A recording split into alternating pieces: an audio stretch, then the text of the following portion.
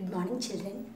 In previous class, we have seen about the cell, its discovery by Robert Hooke in 1665, isn't it? Now, we are going to learn about the various organelles, especially the discovery of nucleus, the one of the organelle that is present in the cell, important integral part of the cell, how it was called, everything now today, who discovered it, that we are going to see in this class today.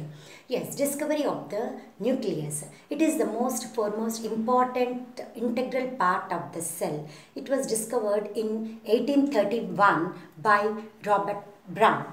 See here, his life period is in between 1773 to 1858.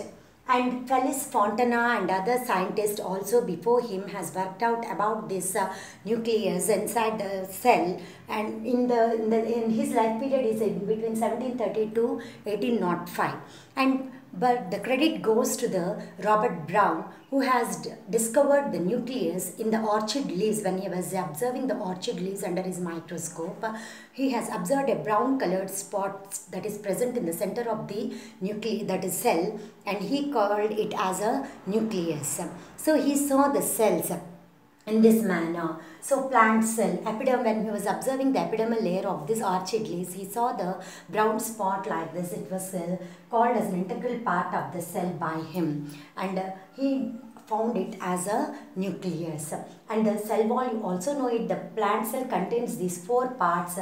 Cell wall, it is a outermost layer of the plant cell. It is rigid layer and turgid layer, that it is allows the water to go in and out of the cell, and allowing the water balance to the cell, that is to the plant cell. And also the cytoplasm, the fluid content of the cell that is present inside the cell is called as the cytoplasm. And the other one, that is the stomata, that is present in the leaves, that is very helpful for the bean-shaped structure that is present in the leaves, epidermal layer of the leaves. When he observed it, they help in the exchange of the gases and for the preparation of food for the leaves. This was the observation of the Robert Hooke. The same thing we can do it in the lab by taking the onion peel. We slice an onion peel and keep it on a glass slide and cover it with a cover slip. After adding the safranin or methyl orange, methylene blue or methyl orange to get an indicator over it, and add a few drops of water, and with a tissue paper, if you remove the water that is extra over it and observe it under the microscope, you will observe the similar structures of the nucleus. You can observe under the microscope also. From the onion peel also we can observe it. So this we can do in the laboratory in that process. Next, this also the observation of the nucleus and also the observation of the cell wall. That is, if you take the chick cells and observe under the microscope, we can see the cell membrane but not the cell wall, and also we can see the nucleus in the middle. So when we observe differentiate between the plant cell, onion peel cell and the cheek cell, we can see that the nucleus in the onion peel cell is at the periphery, and in the cheek cell, if we observe the cheek cell, the nucleus is in the middle of the cell. And the cell membrane, so that cell membrane is present in the animal cell, whereas both the cell wall and the cell membrane, double layer structure, it is present in the plant cell, that is onion peel. Is it clear, children? So the cell wall here in the plant cell, it helps for the rigidity and the turgidity, whereas in the animal cell it gives a shape to the cell, and also it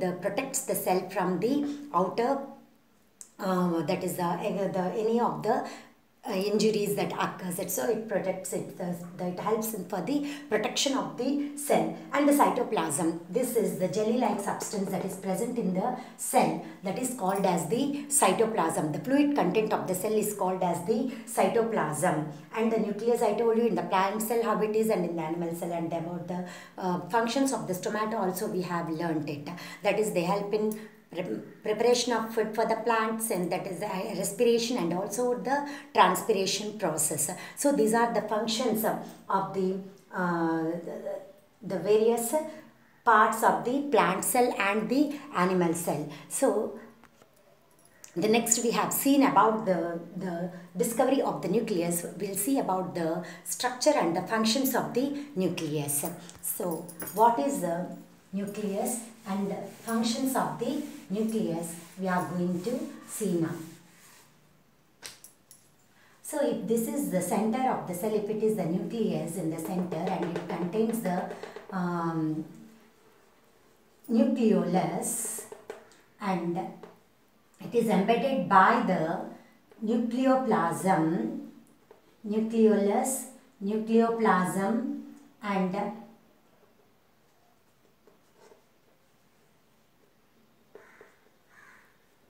so you find these structures that are present in the nucleus. So what are these? We'll see now. So about the nucleus now. So this is the structure of the nucleus. It contains 4 parts mainly. That is the nuclear membrane, nucleolus, nucleoplasm, chromatin material. See here, first about the, and the others I'll tell you deep while I'm explaining each thing.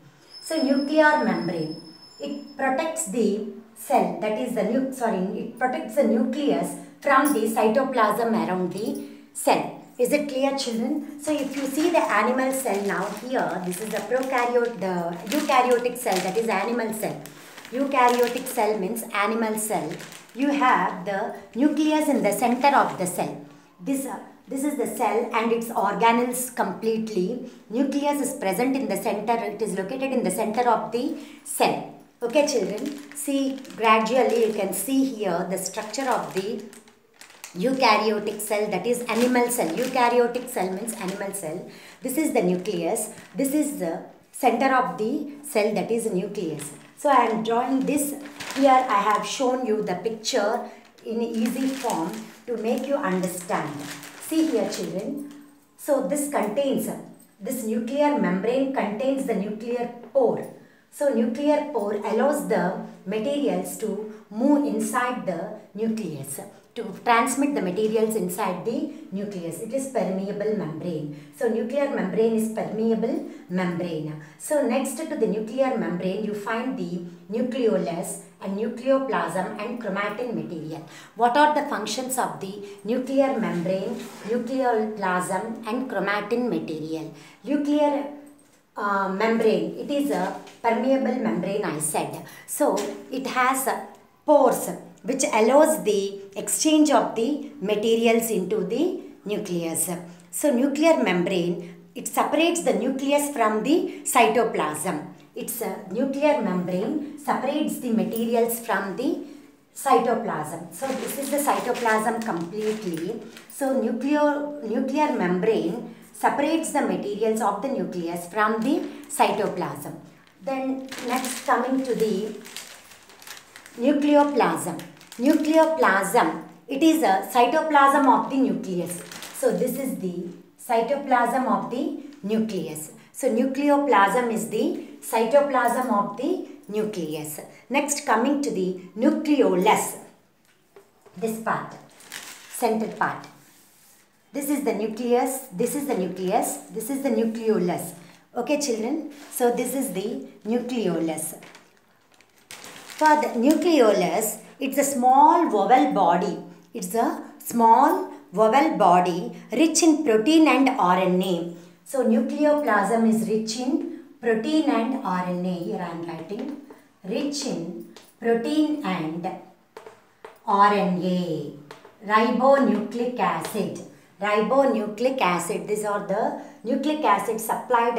They contain the nucleic acids in the nucleoplasm. So this is the function of the nucleolus. It is the site for the ribosome formation. Ribosomes are also the organelles of the cell. Ribosomes are also the organelles of the cell and forms the genetic material, and also it helps in the survival of the cell. This nucleolus or the ribosomes helps in the survival of the cell.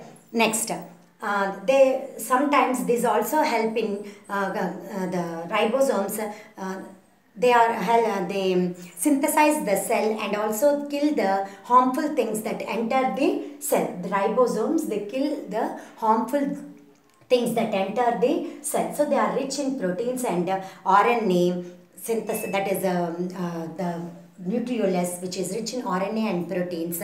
They are also the site for the formation of ribosomes, which protect the cell by killing the harmful things that enter into the cell. So that is the main purpose of the function of the nucleolus. Next, coming to the chromatin material that is present inside the that is the nucleoplasm. What the nucleoplasm is the thread-like structures that is present inside the nucleoplasm. They are the chromosomes. They are the chromosomes made up of DNA and proteins. They are the chromosomes made up of DNA, that is chromatin. This is the nuclear material. It is the nuclear material made up of DNA and proteins.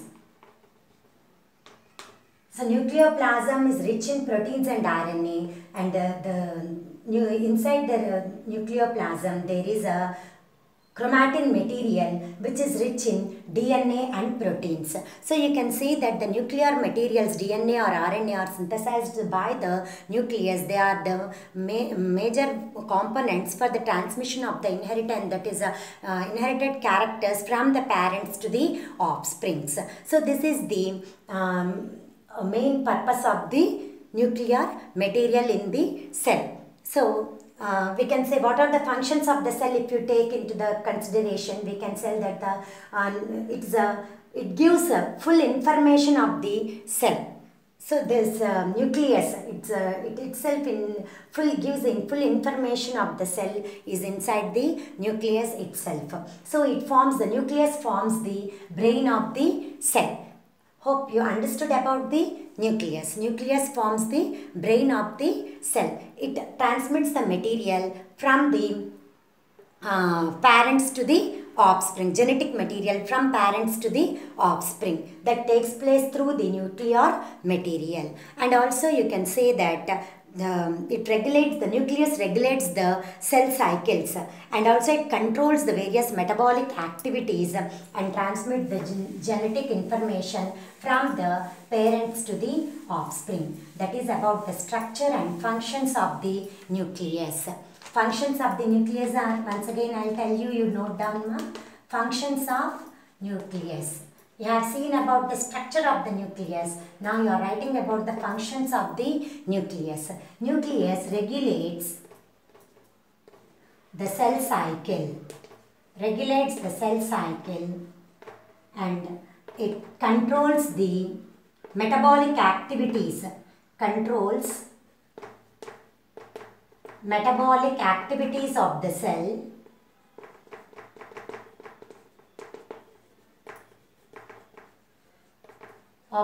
And it also helps in the transmission of the genes, that is inherited characters from parents to offsprings, transmitting genes from parents to offsprings. It helps in transmitting genes from parents to offsprings. These are the functions of the nucleus in the cell. Hope you understood about the functions of the nucleus, children. We have seen about the discovery of the nucleus by Robert Brown in 1831. In which one he has discovered, how he has discovered it through the seen in the orchid leaves. And next he has told about the nucleus that is present in the plant and animals, observation in the plant cells and animal cells. Next we have seen about the structure of the nucleus. Later we have seen about the function of the nucleus. In the next class we will see about the various different cells, that is cell organelles present, children.